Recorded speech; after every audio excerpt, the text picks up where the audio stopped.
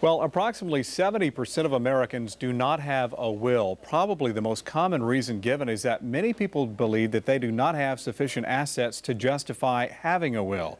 Live at 5's First Family First contributor, Sonia Kaufman, joins us now with legal advice on wills and more. And first of all, Sonia, thanks for being here again. We appreciate it. Thanks for having me. Who needs a will? Basically, Bill, anybody that has assets or property that they care about what happens to it when they die. There's no minimum amount, and just because someone has a will doesn't necessarily mean that it will be probated, but it's there in case it's needed. And you do need to go see a lawyer in order to have a legal document, a legal will? I think that's a good idea because for most people it's one of the most important documents they will ever sign. And what a lawyer can add to that process is, among other things, making sure that the will is valid and can stand up to a will contest by including a self-proving affidavit and making sure it's properly notarized and witnessed.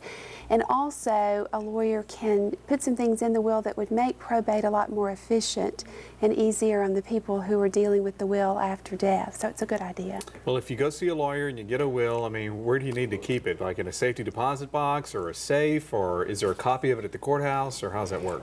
Those are all good options to keep the will safe from fire and flood, and also in a place where your family knows where to find it. The lawyer who prepares the will will generally keep a duplicate, and the duplicate can be admitted to probate. And also, one possibility is to keep the will in deposit at the courthouse for a very small fee. They will keep the will and not release it except in the event a death certificate is produced or only to the person who prepared the will. So if there's any question of safekeeping or being able to find it, that's a good option. Well, if circumstances change, is it a big deal to change part of the will?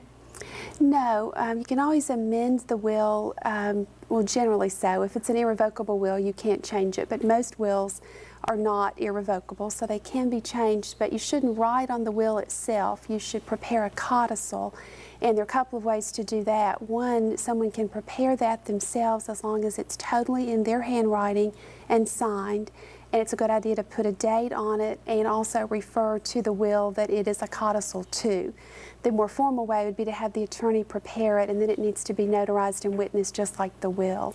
Well, should a husband and wife have a joint will together or separate, or what do you recommend on that? A joint will is not a good idea, although it is allowed in Texas. It's not good for flexibility because to change a joint will, it requires both parties to agree. So for example, husband and wife have a joint will, husband dies first, and then wife wants to change some of the bequests in the will. Maybe a child is not in a good place to receive money, or she wants to change that. That's not possible at that point. So to keep the flexibility, it's better to have two separate wills. Does it cost a lot to get a will? I mean, is this something people are going to say, oh my goodness, I don't know if I have, you know, $2,000, $1,000 or whatever it costs? A simple will can be as cheap as a few $100s, and then depending on the amount of estate planning required, wills can go up to thousands of dollars if there are trusts and complicated issues. But for the average person, a few $100s should prepare the will. And it pays off in the long run. I'm sure you know of many cases where it's really been helpful. It's the most loving thing you can do for your family is to save them from having to fight those battles after you die, to have as much spelled out as possible.